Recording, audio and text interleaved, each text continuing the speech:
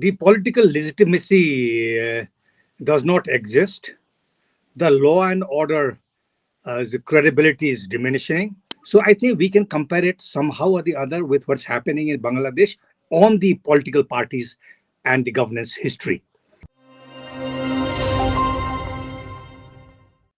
You're on the gist on Strat News Global. I'm Surya Gangadharan.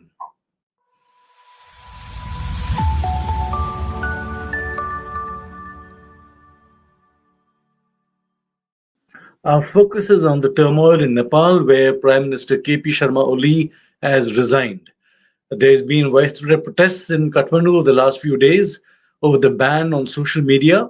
And although the government has rescinded the ban, it seems that the public anger against the government and the politicians in general appears to have spilled over, leading to the Prime Minister's resignation.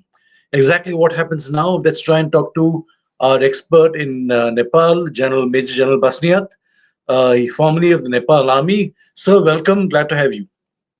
Thank you. Thank you so much for having me. Thank you so much. Sir, the turmoil there. Can you tell me just what is happening now? We know that the Prime Minister has resigned. What else What else can you tell us? The political legitimacy does not exist.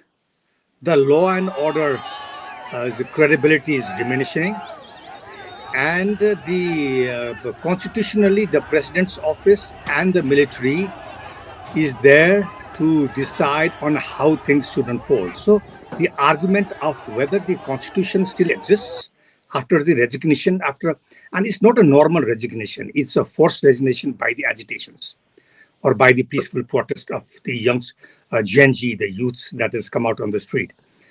But to be true, this is not a surprise. I think it is ignorance. What triggered it? We know the ban on social media. So let's begin there. Why the ban?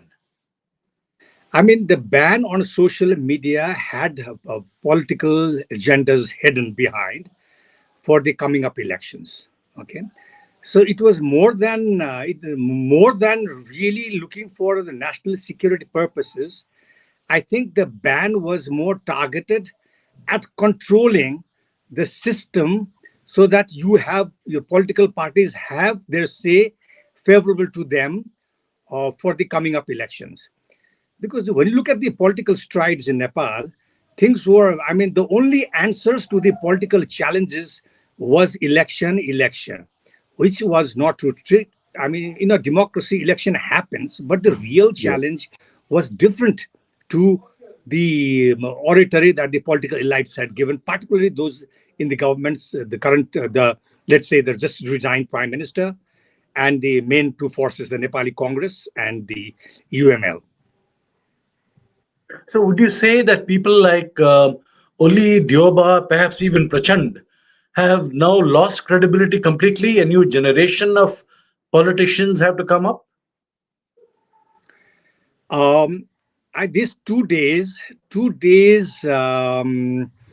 let's say the peaceful protests has degraded their so-called legitimacy or their so-called, let's say, control in a very sharply. So the political system's legitimacy is compromised, but they still have a force because. I think we can still compare this with what happened in Bangladesh. You know, the legitimacy of Awami League did exist, but as time went by, I mean, and the arrangements in the constitution let's say the Awami League, not even be a political party with the interim constitution. So I think we can compare it somehow or the other with what's happening in Bangladesh on the political parties and the governance history. No, so legitimacy has degraded, but not gone. In Bangladesh, there's a lot of speculation, reports, rumor that foreign hands are behind it. What is the case in Nepal? Is there no foreign hand? Is there any suspicion, any speculation on that score? Till I speak and things that I follow, I think this is a homegrown. That's why at the earlier stage I said this is not a surprise. This is ignorance of the national challenges that were being afloated by many protests. This year alone had three protests from March to May.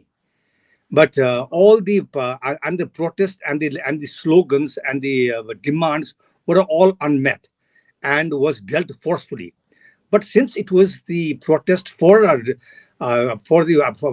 monarch, return of the monarch, and no to federalism, and for a Hindu state, it did not get so much attention as it did. But now it is the youths coming up in the street, and the handling was so bad yesterday. I think the whole country, people who are at the home, is mourning of what happened yesterday. So I think this has really the handling of the peaceful protest has taken such a big side. But the protest itself and the change that the nation was looking for is not a surprise. Mhm. What is the main demand? What do the people want? So it initiated with the ban on the social media, but it has both security and political concerns.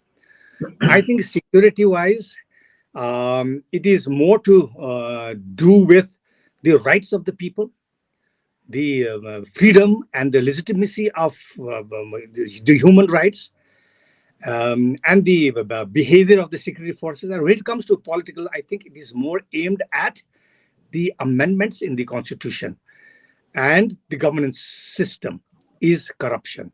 So this actually started with two issues. One is corruption, and the second is government's performance, all the political governance system, and an undelivery to the people. Mhm. So, what happens now? Your prime minister has gone. Who takes over? I'm quite surprised actually, because what I really see is I don't think the constitution is really working. Now, either the president's office has to decide on what how the and